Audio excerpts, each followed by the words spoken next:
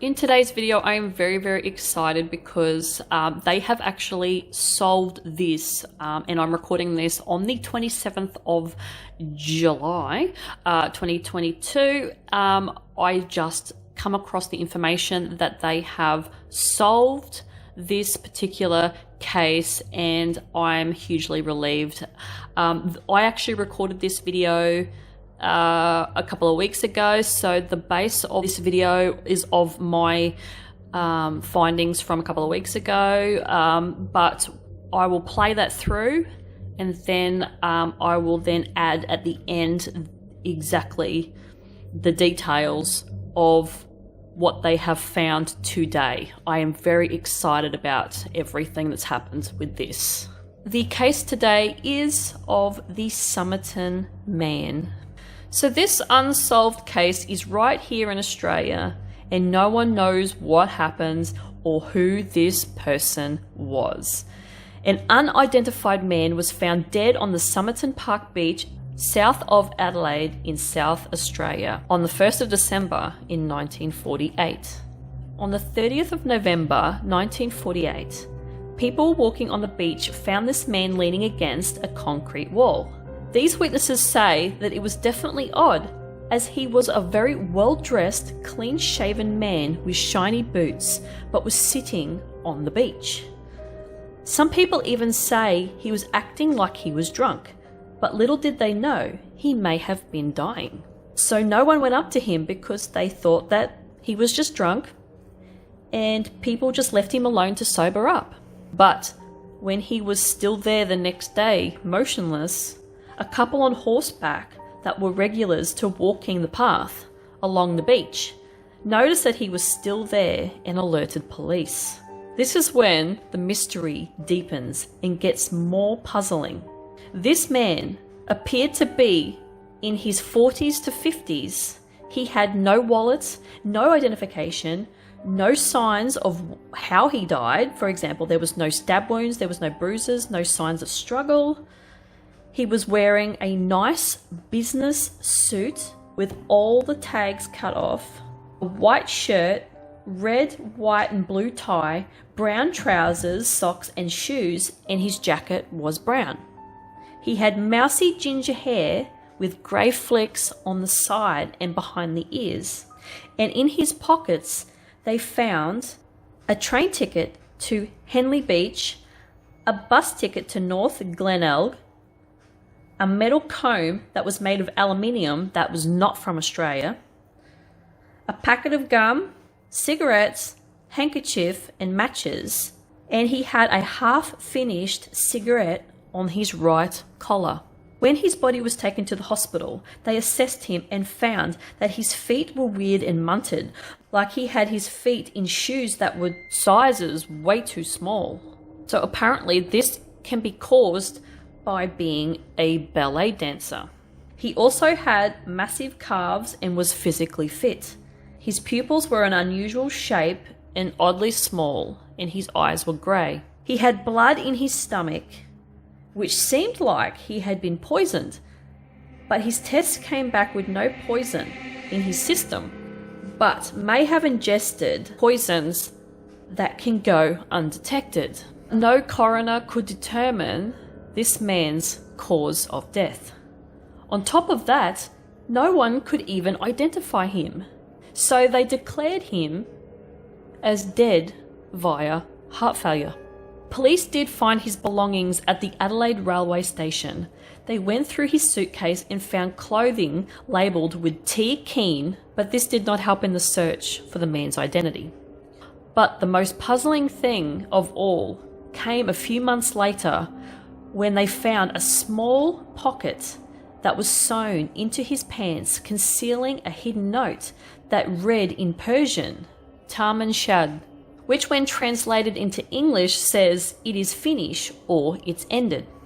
It was from a rare New Zealand 12th century poetry book with a page at the bottom, at the back of the book, that would have been torn out, which had this particular word, sentence on it. A man ended up bringing a copy of the book into the police station after they had sent out a request to have a copy of it on the news, and it ended up being a match with the last page even being torn out. But the man that brought the book in said he had no idea about the Somerton Man body. All he knew that he found it in the back seat of a car that was in the car park at the Somerton beach. The police then declared that the book did belong to the Somerton Man. There was code and 2 phone numbers in the book. Only one number went through, and it went through to a woman named Jessica Thompson, who lived in Somerton Beach. She didn't want to talk to police at first, but then she did admit that she gave the books out as presents, and also gave one to a man named Alfred Boxall. They checked this name and found that this man was still alive, and the book was in his possession, with no pages torn out of it, obviously. They, however, got a weird reaction from Thompson, and she nearly fainted when she was shown the plaster cast of the Somerton Man's face and shoulders. But nothing came of this either, which is a little bit weird, because apparently the reaction that they got from her was like definitely weird when she nearly fainted. Like, I know that could have been from anything. Like, I suppose if you were shown a bust of a plaster bust of a dead person, that would probably rattle you a bit if you're very sensitive to that. But yeah, don't know about that one. Now, they had to do a plaster cast of the Somerton Man because they really wanted to try and find out the identity, and of course he was deteriorating and decaying quickly, so they had to do a plaster cast. The code in the book could not be deciphered by anyone, not even the FBI. Now, I'll show you a picture on the screen of the code. It's just a bunch of random letters and that. Yeah, definitely very, very weird. So this is when the conspiracies sort of kick in now with everything. One of the conspiracies of this case is that this man had killed himself after Thompson had rejected him, because he was also found only a couple of 100 meters from Thompson's address. Another conspiracy was that Thompson had had a son with the Somerton Man, but they had had a bit of a falling out, and maybe that she told him never to contact them again for some reason, and he had offed himself. I don't know about this theory, because I think if a very, very well-dressed man like that, who is preen and proper, I don't see them having suicidal tendencies. Correct me if I'm wrong, but I would assume that yeah, he wouldn't be like that. Another conspiracy: the man was a spy in the Cold War that knew too much, hence the possible undetectable poison that could have been in his stomach that caused the blood. No one ever came to claim his body, and this is very, very unusual as well. So this could have been a clue that he may have been a spy. Also, the code that was found in the book was another clue that he could have been a spy. It could have been a code that was only known in the organisation that he was part of. Witnesses say that they saw 2 men stumbling down to the location at the beach the night of the 30th of November. They looked drunk, but maybe it was the killer taking his victim to his final resting place to die. A woman named Rachel Egan suspected that the Somerton Man may have been her grandfather. Robin Thompson was her father, which may have been the son of the Somerton Man. He loved to dance, ballet, all that sort of stuff, which is sort of similar to the feet, why the feet on the Somerton Man were so curved and curled up. Robin gave Rachel up for adoption while they were living in New Zealand. But what they ended up finding out was that Robin's teeth and ears were analysed against the Somerton Man, and they seemed to be a match. The ears that the Somerton Man had was apparently some sort of like rare, I can't remember what it's called. I'll have a picture up on the screen to show you. Apparently only 1 to 2% of the population have this particular ear where the earlobe comes down straight to the face and doesn't hang down. And there's some other features to the ear that's really, really big in certain areas. They had the exact same ear. So this in itself is quite interesting. So that's why they suspect that this robin could have been related to the Somerton Man.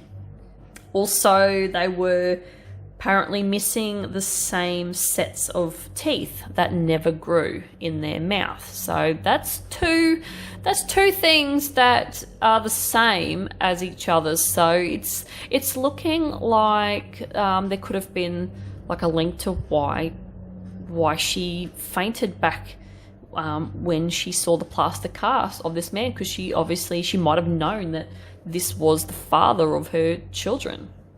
Now, the last conspiracy of this case is that the Somerton Man's death coincides with ASIO's, which is the Australian Security Intelligence Organisation, cracking down on Soviet espionage in Australia.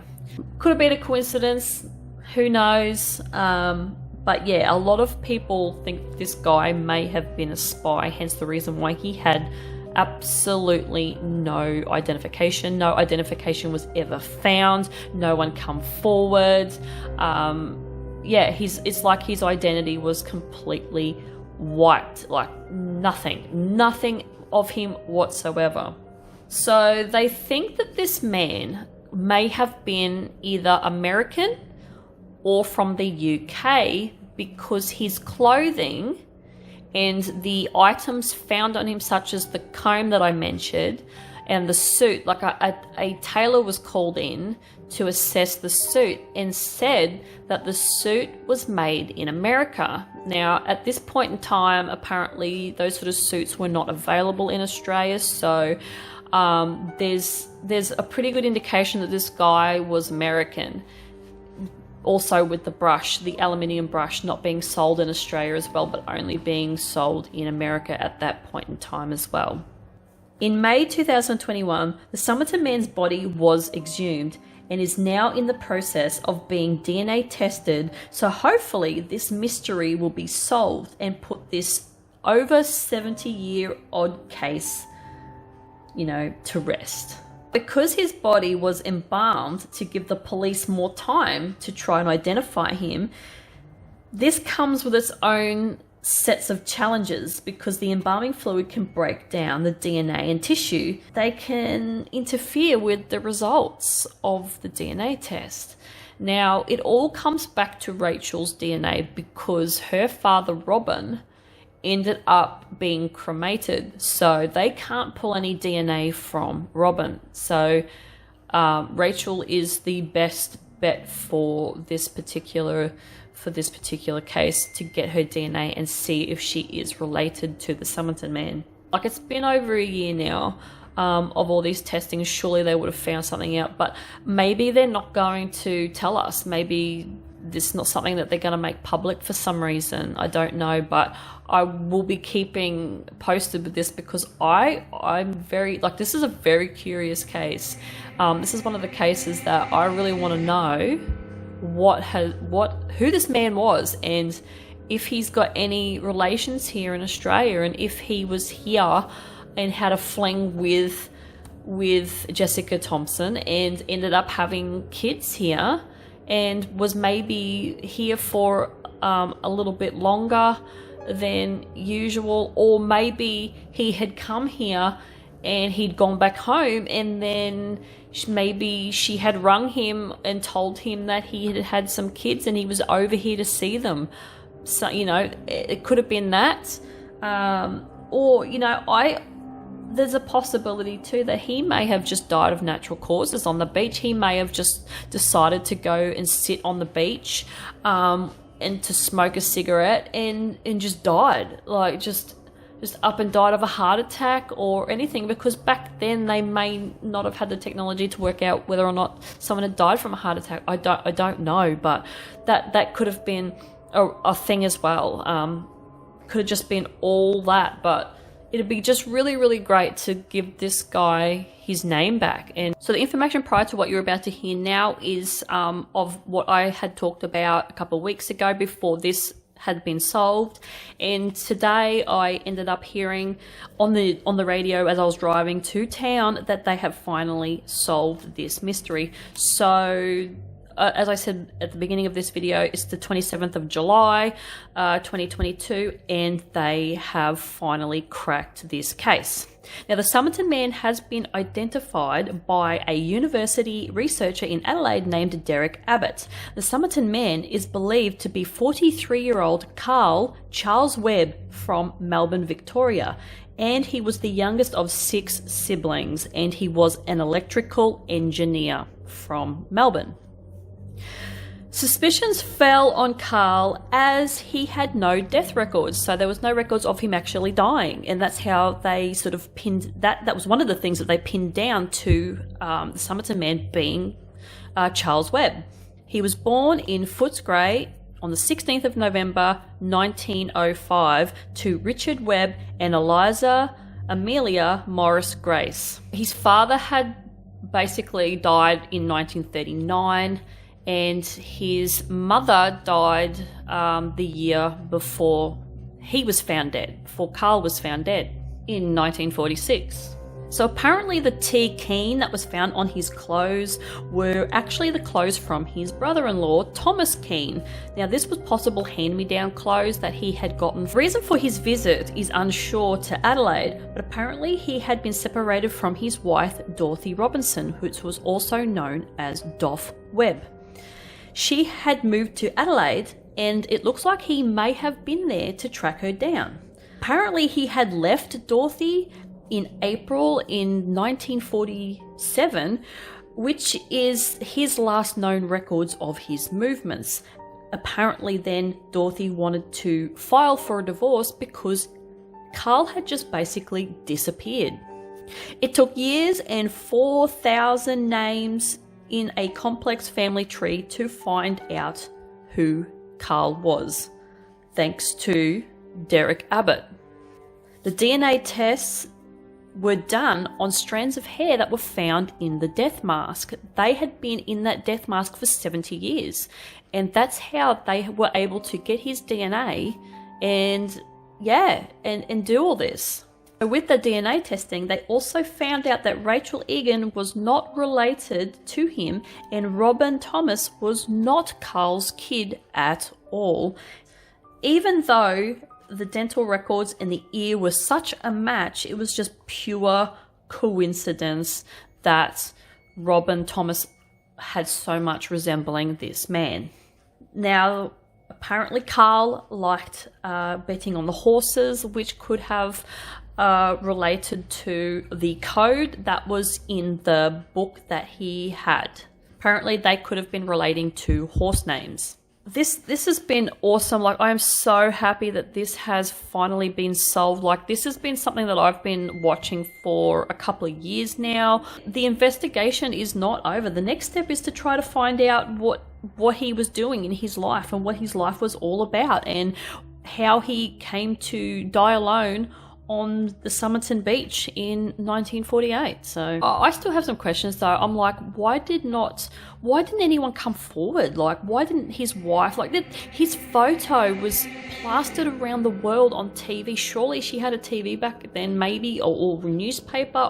I still can't fathom that no one stepped forward. Like, why didn't his siblings? Like, surely one of his siblings would have been alive. They would have seen something. Maybe not. Like, maybe I don't know for back in 1948 what the deal was with their media and how things would have been seen. But I could probably see how it would have gone unnoticed if a lot of these people didn't have a TV or didn't have access to a newspaper. No, this has been such a awesome thing, and I had to update this video because I had, like I said, I had this video done a couple of weeks ago, just waiting for it to come up in the scheduled time that I had, but I had to pull it down and I had to edit this video with the findings of what they have found today. So yeah, it's awesome. It's actually solved and it's great. So the illustration that I did was I decided to do a bit of a caricature of the Somerton Man,